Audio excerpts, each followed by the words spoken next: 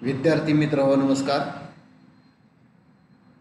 आज आपण बदलत्या प्रमाणाचा नियम अभ्यासणार आहोत. बदलत्या प्रमाणाच्या नियमाला आर्थिक सिद्धांतामध्ये महत्त्वाचे स्थान आहे. बदलत्या प्रमाणाच्या नियमामध्ये इतर घटक स्थिर ठेवून बदलत्या घटकांमध्ये बदल केला जाता उत्पन्नावर जो काही परिणाम होतो त्याचा अभ्यास केला जातो. बदलत्या घटकांच्या प्रमाणात वाढ करून उत्पादनात वाढ केली जाते. त्यावेळी असलेला आदान व उत्पादन यामधील संबंध या नियमाला अभ्यासला जातो. जेव्हा एका उत्पादन घटकाची नगसंख्या कायम ठेवून एका बदलत्या घटकांच्या नगसंख्येत वाढ केली जाते तेव्हा स्थिर घटक व बदलते घटक यांच्यातील प्रमाणात त्या ठिकाणी बदल कशा प्रकारे होतो हे या ठिकाणी अभ्यासले जाणार आहे.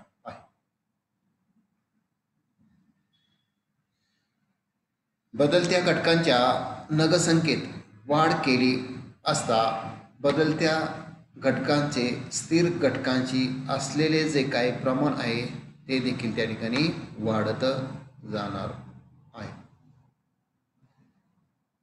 घटकांच्या प्रमाणातील बदलाचा उत्पादनावर होणारा परिणाम आहे. या परिणामाचा अभ्यास या बदलत्या प्रमाणाच्या नियमामध्ये केला जातो. सनातनवादी अर्थशास्त्रज्ञांनी मांडलेल्या घटत्या प्रतिफलाच्या नियमाचे नवीन नाव बदलत्या प्रमाणाचा नियम हे आहे. विद्यार्थी मित्र, बदलत्या प्रमाणाच्या नियमाच्या व्याख्या आपण आज या ठिकाणी अभ्यासणार आहोत. जॉर्ज स्टिग्लर यांनी केलेली व्याख्या आहे. अन्य उत्पादन घटक कायम ठेवून एका उत्पादन घटकाचे प्रमाण क्रमशः वाढवित गेल्यास एका विशिष्ट मर्यादेनंतर उत्पादनात होणाऱ्या वाढीचे प्रमाण घटत जाते. म्हणजेच त्या घटकाचे सीमांत उत्पादन त्या ठिकाणी घटत जाते. दुसरी जी व्याख्या आहे प्रोफेसर बॅन हॅमेनच्या मते एका घटकाचे उत्पादन वाढवल्यास विशिष्ट बिंदूनंतर या घटकाचे प्रथम सीमांत उत्पादन आणि नंतर सरासरी उत्पादन घटत जाते.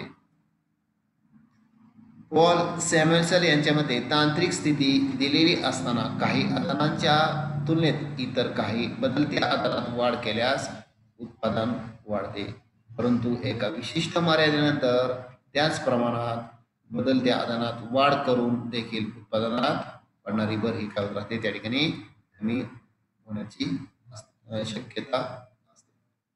आता वर काय आपण व्याख्या पाहिलेल्या आहेत. या व्याख्या अभ्यासता आपणास असे दिसून येते की अन्य उत्पादन घटक अन्य जे काय उत्पादन घटक आहेत ते कायम ठेवले, स्थिर ठेवले आणि स्थिर ठेवून जे काय बदलते घटक आहे या बदलत्या घटकामध्ये वाढ केल्यास त्याचा उत्पन्नावर आपल्याला होणारा परिणाम दिसून येतो. या सिद्धांताच्या संदर्भात जी काही ग्रहिते आहेत ती ग्रहिती आपण या ठिकाणी अभ्यासूयात. तंत्रज्ञान विषयक जी स्थिती आहे ती त्या स्थितीमध्ये बदल होत नाही. म्हणजे ज्या पद्धतीनुसार तंत्रज्ञान आहे, जुनं जे तंत्रज्ञान असेल किंवा नवं तंत्रज्ञान असेल त्या तंत्रज्ञानाचाच या ठिकाणी काय घेतलं गेलेलं आहे, आधार घेतलेला आहे.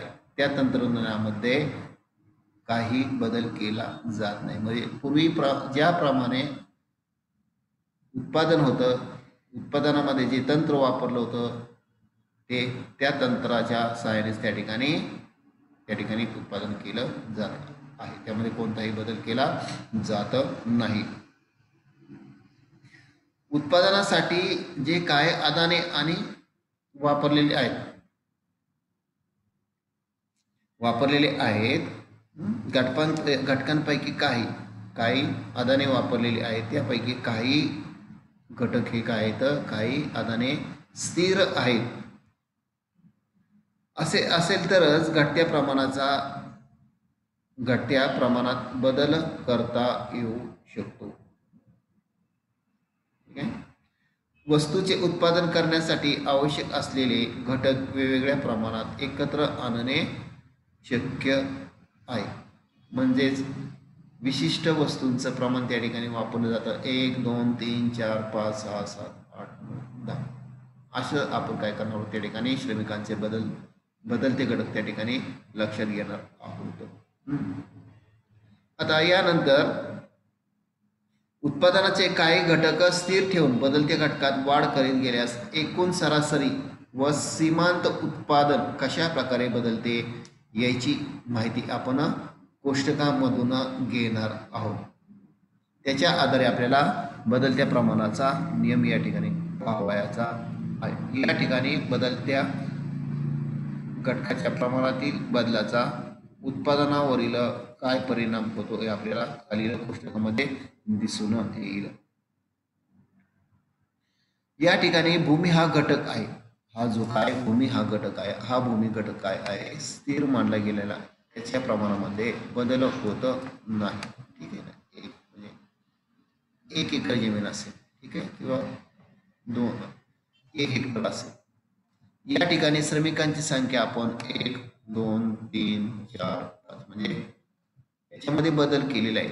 भूमी हा स्थिर घटक आहे तर श्रमिकांची संख्या हा काय बदलता घटक आहे. आणि या दोन्हींचं प्रमाण या ठिकाणी लक्षात घेतलेलं आहे. म्हणजे भूमी 1 हेक्टर असताना श्रमिकांची एक संख्या होती. भूमी आणि श्रम यांचं जे प्रमाण होतं एकच होतं. त्यावेळेस असणार एकूण उत्पादन 4 होतं, सरासरी उत्पादन 4 होतं आणि सीमांत उत्पादन देखील 4 होतं. तर भूमी हा घटक स्थिर ठेवून श्रमिकांच्या संख्येत वाढ करीत गेल्यास सुरुवातीला एकूण सरासरी व सीमांत उत्पादन वाढते.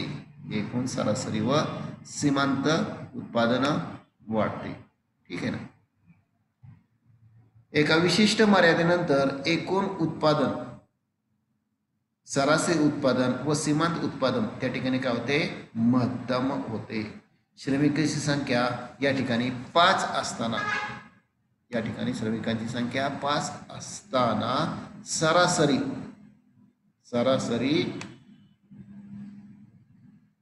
व सीमांत उत्पादन, सरासरी व सीमांत उत्पादन हे महत्तम आहे. आता हे महत्तम कसं आहे, जेव्हा 4था, 3रा आणि 5वा आणि पहिला जेव्हा आपण श्रमिक कामावर घेतले होते तेव्हा जे उत्पादन होतं ते 8 पेक्षा कमी होतं. म्हणजे 8 क्विंटल असेल, बरोबर आहे ना, 8 टन असेल, पण एक घेतलेलं इथं. आणि याच ठिकाणी जेव्हा आपण 5वा श्रमिक कामावर घेतलेला होता तेव्हा 4थ्या श्रमिकापेक्षा 8व्या श्रमिकापेक्षा 4थ्या, 3ऱ्या, 2ऱ्या आणि पहिल्या जे काय सीमांत उत्पादन आहे यापेक्षा 5वा श्रमिक जेव्हा आपण कामावर घेतला तेव्हा त्याचं उत्पादन हे काय आहे, जे पहिल्या ते 4थ्या श्रमिकापेक्षा सीमांत उत्पादन या ठिकाणी 5व्या श्रमिकाचं काय आहे, जास्त दिसून येतं. म्हणजे या ठिकाणी काय सरासरी उत्पादन आणि सीमांत उत्पादन हे कसं आहे, अधिक आहे. एका विशिष्ट मर्यादेनंतर एकूण सरासरी व सीमांत उत्पादन घट होत जाते. एक विशिष्ट मर्यादे, त्या विशिष्ट मर्यादेनंतर एकूण उत्पादन, सरासरी उत्पादन आणि सीमांत उत्पादन याच्यामध्ये काय होत राहते, घट होत जाते. आता श्रमिकांची संख्या 6 झाल्यानंतर पहा, इथं श्रमिकांची संख्या 6 झाल्यानंतर, ठीक आहे ना, श्रमिकांची संख्या इथं 6 झाल्यानंतर सरासरी व सीमांत उत्पादन घटत गेलेले दिसते. इथं सरासरी व सीमांत उत्पादन काय झालेले घटत गेलेले आहे. 5व्या श्रमिकाला 8 होतं ते 8 वरून 7 वर आलं होतं. सीमांत उत्पादन हे 12 होतं ते 2 आलं. ठीक आहे. यानंतर तर एकूण उत्पादन घटण्या श्रमिकांची संख्या, एकूण उत्पादनाचा जर आपण विचार केला, काय एकूण उत्पादनाचा आपण विचार केला असता या ठिकाणी 8वा श्रमिक जेव्हा कामावर घेतला जातो तेव्हा 8व्या श्रमिकापासून एकूण उत्पादन तिथं काय होते घटण्यास सुरुवात होते. कारण 6व्या आणि 7व्या या ठिकाणी जेव्हा श्रमिक आपण कामावर घेतलेले तेव्हा ठिकाणी ते कसं होतं मध्यम होतं. सर्वात ते कसं होतं अधिक. ठीक आहे, ते कसं होतं अधिक होतं. तर मित्रांनो 8व्या श्रमिकानंतर हे उत्पादन काय झालेले या ठिकाणी कमी झालेलं आपल्याला काय तर दिसून येतं. कमी 45 वरून 40 वरपर्यंत आलेलं दिसून येते. यानंतर सीमांत उत्पादन 0 असते तेव्हा एकूण उत्पादन मध्यम असते. काय तर सीमांत उत्पादन 0 असते तेव्हा एकूण उत्पादन कसं असतं महत्तम असतं. ठीक आहे. त्यानंतर एकूण उत्पादनामध्ये मित्रांनो त्या ठिकाणी काय होत राहते घट होत राहते. श्रमिकांची संख्या 7 झाली असता सीमांत उत्पादन किती आहे 0 असतं. हे श्रमिकांची संख्या 7 असताना या ठिकाणी सीमांत उत्पादन काय आहे 0 आहे व एकूण उत्पादन किती आहे 42 आहे. आता एका पलीकडे विशिष्ट मर्यादेपलीकडे बदलत्या घटकाचे प्रमाण वाढवत गेल्यास त्या घटकाकडून एकूण उत्पादनात पडणारी भर काय होत राहते त्या ठिकाणी ऋण होत जाते. काय ऋण होत जाते. ते सीमांत उत्पादन बरोबर आहे ना. इथं तुम्हाला पुस्तकामध्ये दिसत आहे काय आहे ते पुस्तकामध्ये दिसत आहे.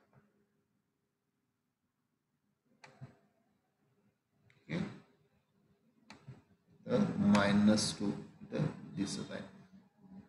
आता यानंतर आपण ह्या ज्या काही कोष्टकामध्ये जे का आपण एकूण उत्पादन असेल सरासरी उत्पादन असेल सीमांत उत्पादन असेल श्रमिकांची संख्या असेल भूमी श्रम प्रमाण असेल हे आपण ग्राफच्या माध्यमातून आकृतीच्या माध्यमातून या ठिकाणी आपण समजून घेऊ. यासाठी आपण काय करूया या ठिकाणी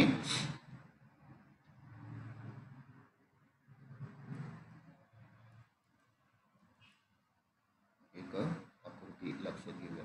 ठीक आहे. तर या ठिकाणी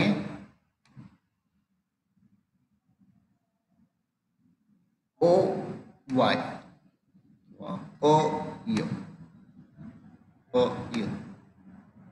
या अक्षरावर काय होतं आपण मध्ये. ओके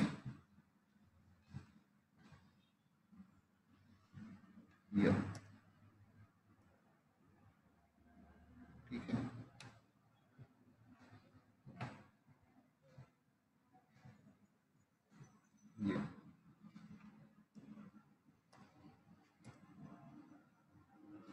यानंतर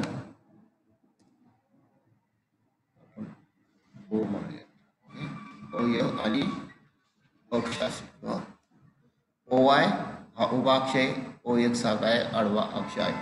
तर या ठिकाणी आपण उभ्या अक्षावर एकूण सरासरी व सीमांत उत्पादन लक्षात घेतलेलं आहे.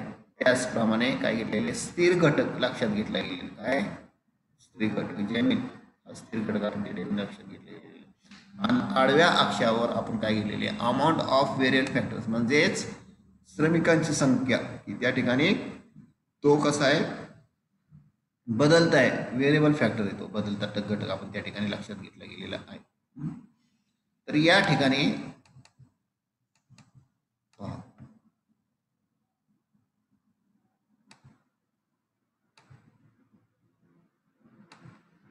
ही जी अवस्था आपण लक्षात घेणार आहोत पहिली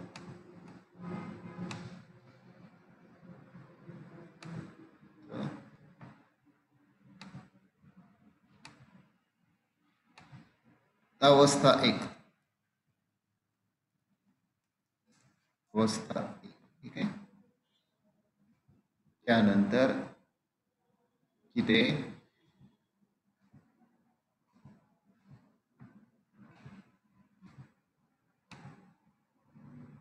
अवस्था 2 घेऊयात. अवस्था 2 घेऊयात. अवस्था 2. त्यानंतर इथे अवस्था 3 घेऊया. ठीक आहे. इथे दिलेच आहे स्टेज 1, स्टेज 1, स्टेज 2 आणि स्टेज 3. ओके.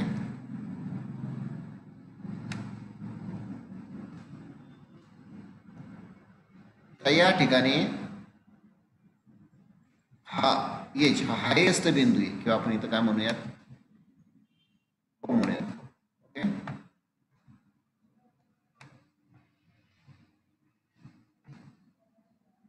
तो बिंदू घेऊया.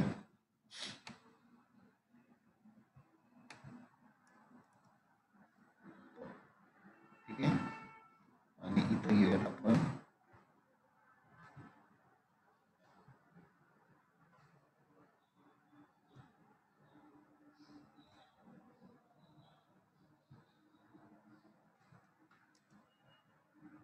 बिंदू घेऊया.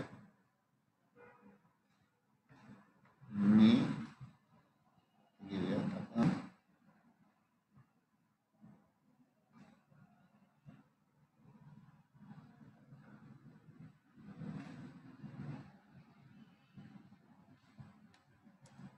बिंदू.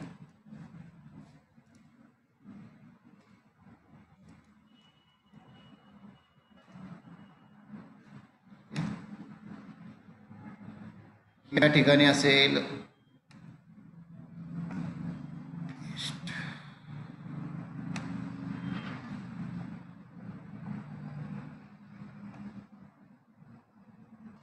या ठिकाणी असेल म.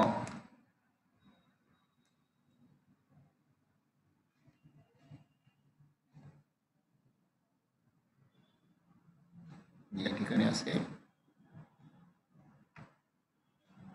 ग बिंदू असेल आणि या ठिकाणी असेल न.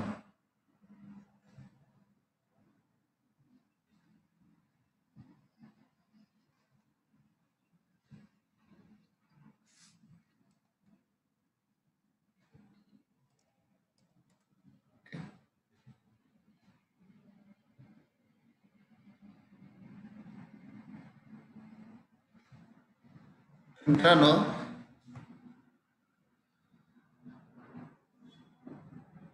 या ठिकाणी ह्या आकृतीमध्ये आपल्याला 3 अवस्था दिसतील. अवस्था 1, अवस्था 2 आणि अवस्था 3.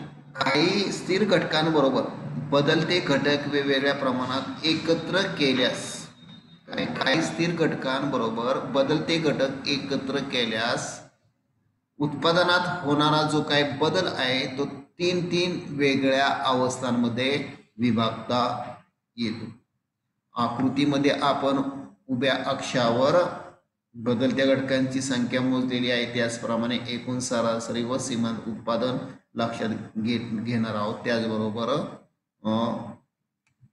आडव्या अक्षावर श्रमिकांची संख्या लक्षात घेतलेली आहे. बरोबर आहे ना. हा बदलता घटक आहे. तर काही स्थिर घटकांबरोबर बदलत्या घटकांचे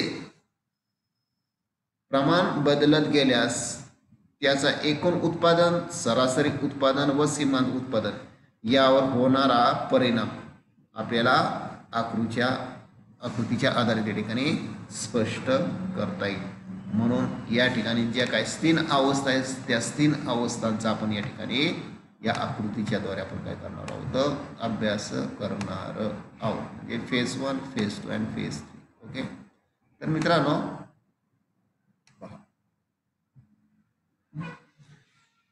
बदलत्या प्रमाणाच्या नियमाचा या पहिल्या अवस्थेत एका मर्यादेपर्यंत एकूण उत्पादन वाढत्या दराने वाढते. काय? एकूण उत्पादन वाढत्या दराने वाढते. या ठिकाणी आपण जो काय O बिंदू आहे त्याला आपण काय म्हणूयात ओ बिंदू म्हणूया. अ ओ या प्रारंभ बिंदूपासून ओ या प्रारंभ बिंदूपासून पुढे तुम्हाला इथं फ बिंदू दिसेल. फ म्हणजे एफ. ठीक आहे ना. एफ एफ या बिंदूपर्यंत एकूण उत्पादन वाढत्या वेगाने वाढत जाते. म्हणजे this stage indicate the total production is increase highly. याचा अर्थ बदलत्या घटकांचे सीमांत उत्पादन या ठिकाणी काय आहे मित्रांनो, वाढत आहे.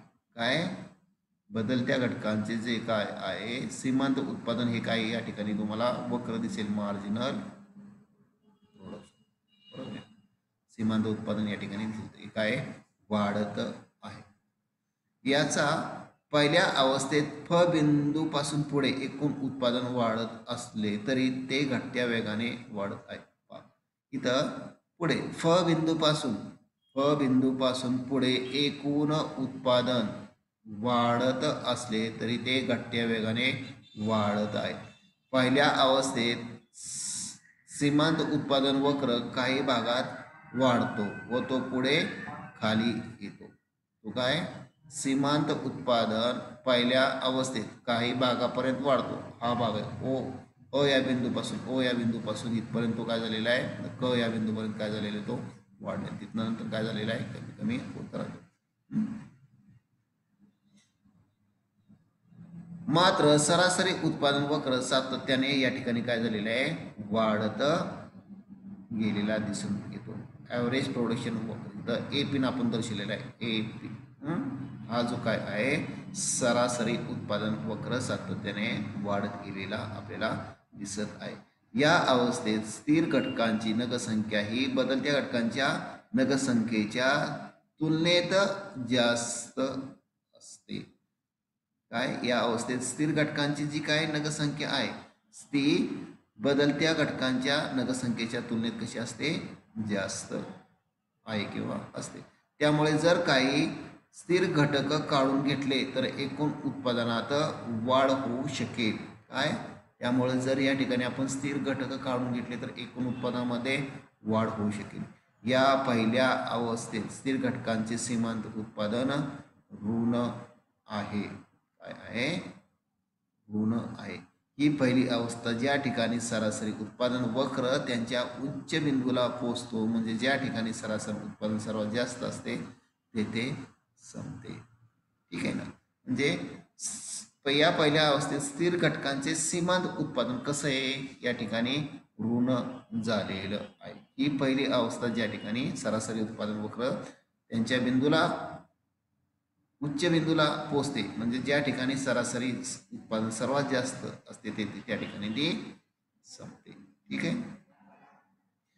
आता आकृतीमध्ये श्रमिकांच्या संख्येत अ ग पर्यंत वाढ करीत असताना आपण ओ पासून ते ग पर्यंत वाढ करीत असताना सरासरी उत्पादन त्या ठिकाणी काय आहे वाढत गेलेले आहे. ख बिंदूतून जेथे सरासरी उत्पादन सर्वात जास्त आहे तेथे ही पहिली अवस्था आहे. काय ख बिंदू इथं तुम्हाला दिसेल. या ख बिंदूच्या ठिकाणी सरासरी उत्पादन या ठिकाणी काय आहे सर्वात जास्त आहे. ठीक आहे. तर मित्रांनो बदलत्या प्रमाणाची ही झाली पहिली अवस्था. आता घटत्या प्रतिफलाची दुसरी अवस्था आपण या ठिकाणी पाहणार आहोत.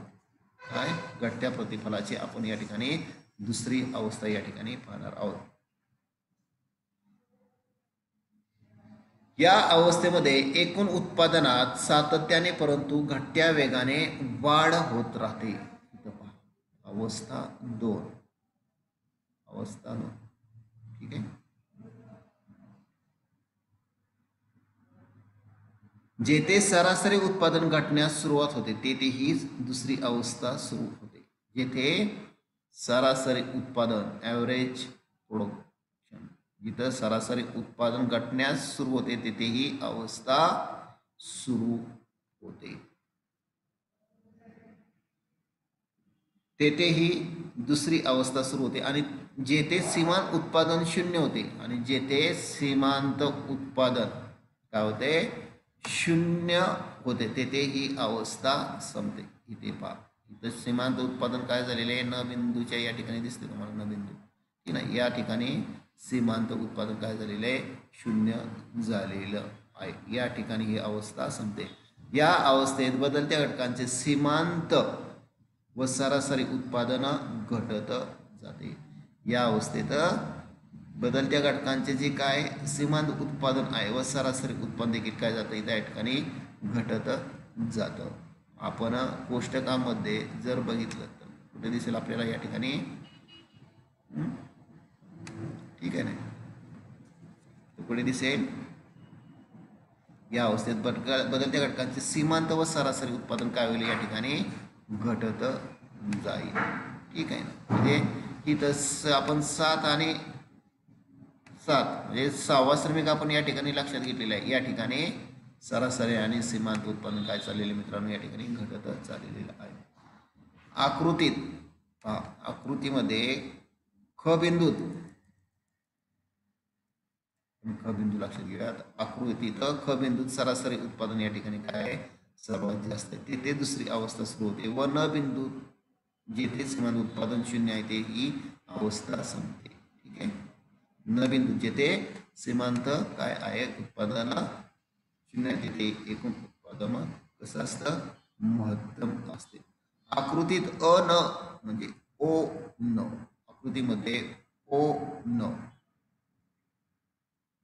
ही बदलत्या घटकात वाढ करण्याची मर्यादा आहे. एवढ्या इथपर्यंतच श्रमिकांचे आपण श्रमिक कामावर घेतलेले या अवस्थेपर्यंत ओ न यापर्यंतच आपण काय करू शकतो बदलत्या म्हणजे श्रमिकांच्या संख्येत वाढ करू शकतो. त्यापुढे आपण वाढ करू शकत नाही कारण तेथून पुढे सीमांत उत्पादन कसं होत राहणार आहे मित्रांनो ते ऋण होत जाणार आहे. म्हणजे आपण कोष्टकामध्ये बघितलं की ते मायनस कसं होत चाललेलं आहे 2 होत चाललेलं आहे नाही तर म्हणजे 7 म्हणजे ओ न ही आपण काय आहे श्रमिकांची संख्या ओ न या ठिकाणी आपण 7 मानू बरोबर आहे ना. तर यानंतर जर आपण पुढे गेलो तर ती जर म्हणजे पुढे गेलो तर ती कशी होत जाईल ऋण होत जाईल. या दुसऱ्या अवस्थेत एकूण उत्पादन कारण तेथून पुढे सीमांत उत्पादन ऋण होत जाते. या दुसऱ्या अवस्थेत एकूण उत्पादन वाढत असते तरी ते घटत्या वेगाने तिथं वाढत जाते. ही जी अवस्था आहे ही प्रतिफलाची अवस्था म्हणून या ठिकाणी ओळखली जाते. एकूण उत्पादन वाढण्याचे थांबते तेथे ही अवस्था त्या ठिकाणी इथं एकूण उत्पादन या ठिकाणी ही आकृतीमध्ये तुम्हाला दिसेल एकूण उत्पादन वाढण्याचे थांबते जेथे ही अवस्था संपते. ठीक आहे ना आकृती तुम्हाला आकृतीमध्ये प बिंदूत एकूण उत्पादन महत्तम आहे तेथून ती पुढे घटत गेलेला आपल्याला तिथं दिसून येते. ठीक आहे यानंतर मित्रांनो आपण तिसरी अवस्था पाहणार आहोत.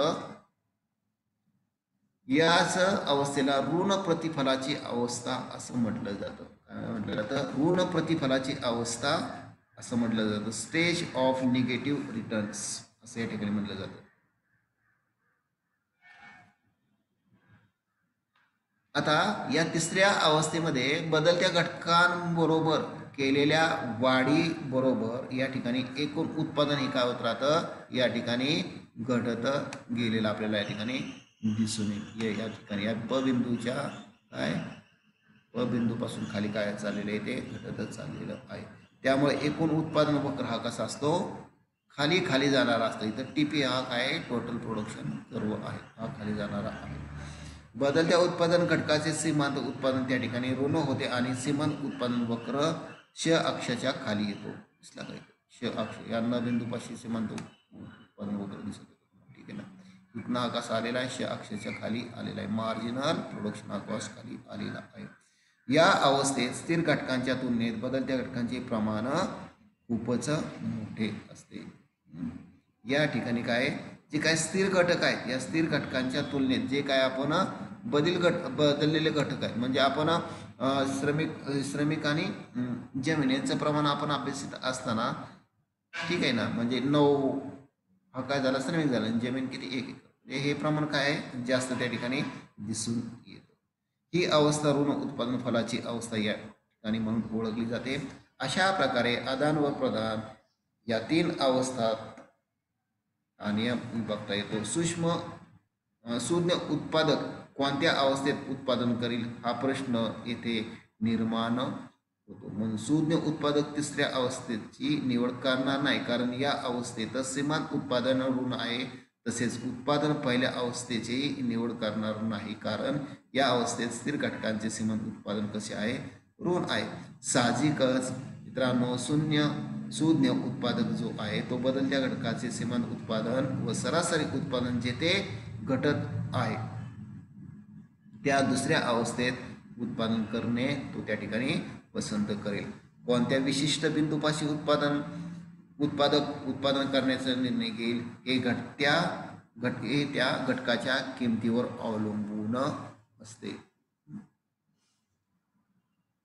या ठिकाणी आपणास हा नियम बऱ्यापैकी समजला असेल. काही अडचणी असतील तर मला तुम्ही संपर्क